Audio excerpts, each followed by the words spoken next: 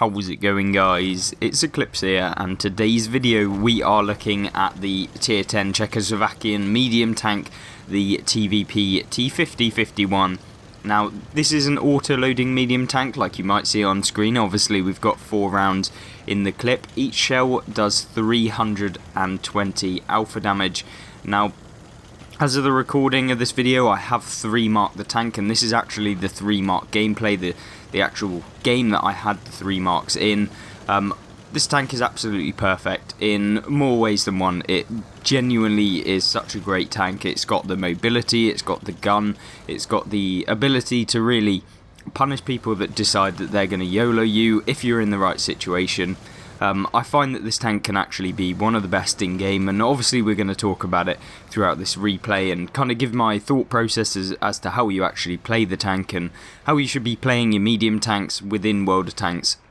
And I think that that's kind of a key feature of World of Tanks is making sure that you know what the best kind of playstyle your tank is in, and that's why this kind of series where I'm looking at the various different tanks and giving an overview might be helpful for you guys. As you can see, we locked down this Object 268 version 5 and pretty much ruin his game from the get-go. We're up to 1000 damage already, which is fantastic. We've got a bit of assistance damage, which is the thing that you want to be aiming for when you're going for your marks of excellence, and that's something that I feel like a lot of people kind of forget when they're trying to go for those 1 mark, 2 mark, 3 marks, especially when you're going for your 3rd mark. You really do need that assistance damage, and hence why the setup of this tank, which I will feature at the end of this video. We will go through exactly what the setup is and how to optimize this tank efficiently to be able to have those crazy games that you can actually have in this tank.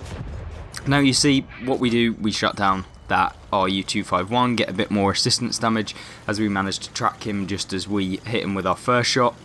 With an autoloader, you want to be aiming for those tracks within the game. That means that basically what happens is you hit the track with the first one, they're going to then instantly repair it because they don't know after the initial shot, unless you're brawling with them obviously, that you are an autoloader. So they're going to repair it. By the time that they've repaired it, you're going to be able to track them again, lock them down in place for the following 2 shells in the magazine, or however many shells you have in the rest of the magazine. Obviously, some autoloaders only have 2 shells, like the Barask and the TL1 LPC that are in the game, but for the majority of autoloaders anyway, you'll see that locking them down, using the tracks to be able to just keep them in place and giving your team an opportunity to maybe take them out when they're not actually looking is something that people don't take advantage of enough. And you see that we're aiming for the Valor's tracks there. We get a little bit lucky, he does bounce off of us, and we get even luckier as the ISU bounces off us. And that's something you cannot rely on in this tank. It does not have armour, although we have bounced 1200 damage. That will not be the case for the majority of games that you play in. Now you see the ISU is just stuck up in the corner, and this is where autoloaders can really be a pain for the opposition. You see we pretty much took away all of his hit points there. Made a bit of a misplay, he obviously got taken out, destroyed, whatever you want to call it, and we managed to actually shoot him when we could have reloaded and just fired at the fatherland instead. Now, this game's already been not too bad. You know, we picked up 3,200 damage, we're on 1,600 assistance, we've blocked 1,200. That would be a okay game if, you know, you weren't going for marks of excellence. Now, in terms of trying to go for the 3rd mark, and when you're at 94.6%, I believe I was at this point in the recording, I really need those stupid damage games where you're getting, you know, above 5k with lots of assistance, and this game will certainly not disappoint with regards to that. You see, what we do here is we lock down the opponent there. We saw that the tree over to the right actually got hit, and we actually got a tracking shot there, but we didn't manage to actually pick up any damage, unfortunately. But it did slow them down, I guess, give our teammates in the base a little bit more time, and I guess that will help with the win anyway. Now you see, right, 5,100 combined damage, which isn't bad. That will probably make us go up on our marks of excellence. Probably not by too much, but maybe by like 1%, which is pretty much all you need when you're playing in like a tank like this over the course of many games. I think I played about 180 to get my 3rd mark which is okay for a tier 10. It's not the best, but then again, I did play this tank a long time ago when I guess I wasn't as good, and that's something you have to factor in as well. Like, I think one of my worst tanks at tier 10 is the IS-7, but it was also one of the first tanks I played, and certainly one of the ones I played the most in. So I guess I can't really be too kind of critical of myself as to how well I've played in it. And I think I only played like 60 games, 2,400 W8 in it, so not particularly amazing. But, you know, I guess at the time it was a good tank when I played it. Now what you see here, we're in a bit of a sticky situation. It's a bit neck and neck at the kind of mid stage of the game, I guess. It's 9 minutes left on the clock, and we've got 9 opponents against us with 9 on our team. Obviously at this point we need to start taking away some of those teammates or opponents and helping our teammates with some of the enemies. You'll see that me and the light tank actually get a little bit of rhythm going. The Vanguard, I believe it is, we actually we're going to come and help our teammate over here with the RU-251. I tried to go there, but obviously the RU goes the other way, and we're just going to intercept him here. Use the free aim to be able to take that guy out, and that's something that I don't see very many players using, is the free aim. Now, free aim is so crucial when you're playing in the game. Don't always auto lock on. I see so many players doing this, and the amount of times that, you know, you bounce or you just don't get the penetrating shot. And I mean, sometimes I am critical of that as well, so sometimes I'll do it, but that's usually when I'm very confident that my rounds are going to hit, and you know, when I'm in a clutch situation where I don't really have time to aim and I just need to really put in some shots. Obviously when I'm coming up against a light tank, it really doesn't matter that you're going to auto aim, because you're not going to bounce off of a light tank, and certainly not one that you can take out with just 3 of your magazine instead. Obviously we went for the ram there, get a little bit more damage on him. And then I get surprised by the Object 268 version 5. We made a little bit of a misplay. What I should have probably done is just gone straight towards him, because he's got roughly about a 12 or 14 second reload in that thing, maybe 16 seconds. So that would have given us time to be able to put our shells in straight away after we've reloaded. Obviously this guy fires again, which I know, but he does get taken out with the equalizer, which is a big help actually, because we wouldn't have been able to take him out in just one clip. Especially considering the RNG was kind of nerfed, I guess, after this update, since it's like 25% more likely to low roll and 15% chance of kind of high rolling in this kind of meta, which means that your average damage is actually less overall than what it actually is showing. So say if you had 100, it would actually be more like 85 or 90 average damage instead, not the 100 that it says it is on screen. Really wish Wargaming would kind of give us a reason why that is and why they actually did that. But yeah, unfortunately they haven't, and I guess we'll just have to deal with that. Now at this point, basically I reloaded, I made a massive misplay here, which, you know, luckily I'm going to get away with it, but I didn't realise I didn't have multiple shots in the magazine, hence why I stopped to be able to just get a better shot. Luckily the Centurion doesn't actually manage to get his second shot off against me, and we're just going to use this big rock here to kind of just bait the Centurion into just playing ring around the rosy with us. Luckily he doesn't manage to just push us, or at least try to out-traverse us, and we are reloaded now. I see him fire there, so I'm going to go balls deep, and unfortunately we bounce one, we bounce two, and we finally put the third one in. And that's what I'm talking about with the auto aim. If I just aimed it, I would have been able to take him out in the first shell. Wouldn't have even really mattered with regards to him being able to actually take us out in the game. But we didn't, and you know, we did get lucky. But if I wanted to replay that situation, I would 100% have just actually aimed at him and not auto aim there, just to make sure. But in a clutch situation like that, where you're trying to get the most damage and you're trying to win the game, then I guess, you know, sometimes you get a bit of stuff to the brain, if you know what I mean. But yeah, it was a good game. We did manage to pick up our third marks of excellence.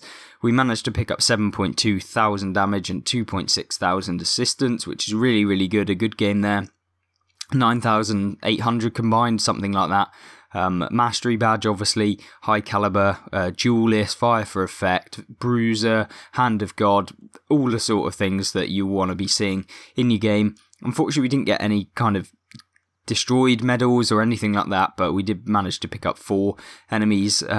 Yeah, a really, really good game, and I was definitely chuffed with that and being able to pick up that 3rd mark of excellence. I always find that when you get a high combined damage game where you're focusing on trying to get assistance damage as well as the actual damage, you can have much, much better games, and I think people forget about that with regards to the game, and just making sure that you do that will ensure that you get your marks faster, and I think that that is something I really want to highlight within this kind of gameplay section and these videos that I do with the gameplay, just to let you know the kind of things that you need to be doing. Obviously there'll be more gameplay coming, and if you want to have a look at the optimal setup for the TVP, you can do. It'll be coming up in just a second. But if you want to check out other videos, if you don't want to see that, then just skip to the end of the video. There'll be plenty of videos coming up there that will show you various different guides and stuff like that. So if you want to check that out, you can do. So with regards to setting up the tank optimally or to the best of your ability, then we're going to go through that now. Now what you want to do with your medium tanks is obviously make sure that you've got the accuracy, you've got the vision to be able to get that assistance damage that you can get in the game, and obviously just boost up that crew performance. So what we did go with regards to the Skoda, obviously we don't get the loading time buff because it is an autoloader, and autoloaders don't get the loading time buff, but what we do get is the advanced optics, boosting that vision range up to 478 meters, which is really, really nice on a tier 10 medium. We're going to be able to basically outspot some of the light tanks if we're stationary. Obviously if we're moving, that affects our camo factor, and therefore we're going to get more likely spotted than coming up against light tanks than we would if we were just stationary. So making sure that we do sometimes stay still and set ourselves up in a bush to be able to outspot opponents is something that obviously you guys will learn over time, but that is something maybe you want to try out to be able to outspot your opponents, get that assistance damage, and also just surprise opponents. Now obviously when you're just hightailing it into the battle, then you're going to get spotted, you're going to get outperformed sometimes if you're newer to the game, so maybe just taking it a little bit less aggressive is sometimes a good idea. But I'm not telling you to camp in the middle of the base. It's very much you have to be passive at the front lines, so long as you're not spotted, and obviously we'll talk about the spotting thing in a little bit more in the crew performance bit of this video. So obviously the improved ventilation just boosts your crew performance, so the little bits in the game, so that regards like your fire rate will be buffed by 5%, so you'll be able to do 5% more damage per minute. You'll also be able to do have a slightly increase to your vision range. You'll have slight increases with regards to your repair speed of your tracks. You'll just basically have very, very minute changes with regards to how the tank handles in game, and that's kind of where I want. It's a equipment that will affect lots of areas of the game, and when you don't really want things like the aim speed, because the aiming speed of this tank is ridiculous anyway, and we pretty much aren't going to need that. We don't need stuff like the advanced concealment, because I'm not kind of using it as a stealth build. I'm trying to be aggressive, trying to use our speed. Don't really want the traction system because it's not really that much of a benefit, and I'd much rather have the various different things that I've put on the tank right now. There could be some sort of trade-off. I guess you could take off ventilation and put on the advanced concealment if you do want to play more spotting orientated, but for me, realistically, I'd much rather just have the ventilation and be better in multiple areas in the game. Then our kind of crucial and final thing that we do have on the TVP is this gun stabilizer. It's really, really important that you actually use that. Really, really crucial, and it basically improves your accuracy by 20%, so make sure that you put on the gun stabilizer in order to actually have that kind of accuracy buff and being able to hit on the move, which is a key feature in the TVP, and it certainly is one that I'd really, really recommend having on there. As far as crew performance, obviously there's various different things that you can put on, but for me personally, we're going with a pretty standard build for the TVP. We've got Born Leader, which kind of acts like brothers in arms previously, 10% increase to skill effectiveness and crew performance. So not only will your crew skills be boosted by 10%, so say if I've got rapid loading, my 10% increase to reload speed, it will go up to 11%. That will be the same for everything. So for example, this will actually go up to 13.2% because it's a 1.2% buff when you pick Born Leader, as well as being able to have a crew performance buff. So you will repair your tracks 10% faster, you'll reload 10% faster, various different things in the tank, and yeah, it's really useful in game. Then we've got Steady Aim because it's a flat 10% increase to accuracy, really good for hitting on the move. And talking about hitting on the move, we've got Run and Gun on here and Snapshot. So when we're shooting on the move, which is something you'll be doing in the TVP a lot, you want to be aggressive, you want to get round heavy tanks, and putting on all of these combined make that very easy to do. And yeah, really something I'd focus on if I was going to play the TVP from the beginning. Obviously we then went with the camo, expertise and muffled shot, just to basically have that ability to play a little bit more passively and kind of remain undetected in game sometimes, and those are the two that we went for. Obviously Sixth Sense, really crucial perk. You can't have a commander build without Sixth Sense in my personal opinion. It just doesn't work. You'll be at a significant disadvantage, and you'll find it very hard to actually use spotting and camouflage if you don't have this. And yeah, it's almost you must have it as your first perk, unless you're playing on the Cold War game mode basically. Then we have Situational Awareness, boost up that max view range by 6%, which is enabling you to be able to spot your opponents from longer ranges away without them spotting you. So that's always something very key. I guess that this is kind of the build that you wanted. If you would have made any changes, then obviously let me know in the comment section down below. Let me know what you thought of the TVP and what you actually thought about the gameplay. Obviously, if you want me to do any more videos on any of the medium tanks at tier 10, then let me know in the comments as well.